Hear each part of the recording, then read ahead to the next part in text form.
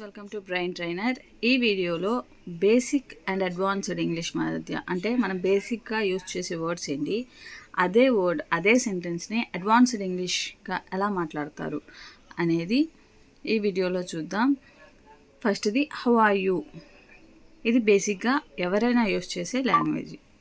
ఇలా ఇదే అడ్వాన్స్డ్గా మాట్లాడారు అని అనుకుంటాం కదా. సో అదేంటి సెంటెన్స్ అంటే how have you been.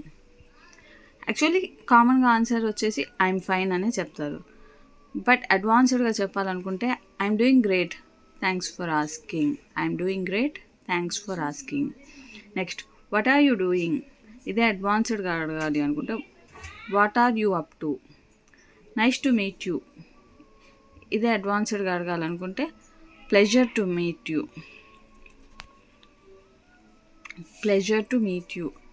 I woke up late, I overslept today. అడ్వాన్స్డ్గా ఐఎమ్ ఈటింగ్ లంచ్. ఇది basic.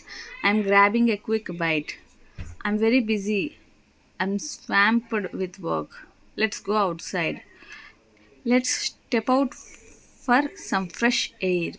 Let's step out for some fresh air అంటే బయటికి వెళ్దామనడానికి, బయటికి వెళ్ళి కొంచెం ఫ్రెష్ ఎయిర్ని ఫీల్ అవుదాం అనడానికి డిఫరెన్స్ అనమాట.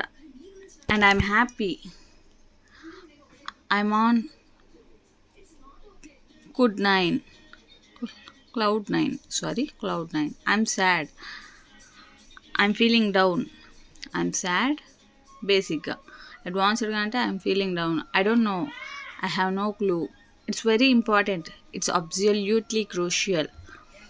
Help me, could you lend me a hand? Wait a minute, hold on for a second. Next, can you repeat? Could you say that again? Could you say that again?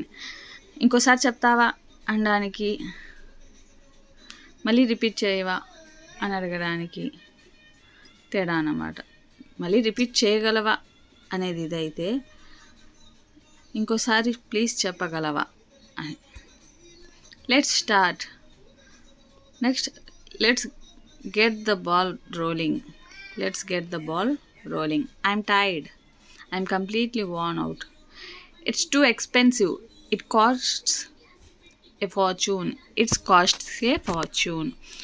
So thank you for watching, friends. Please do like, share and subscribe. Thank you.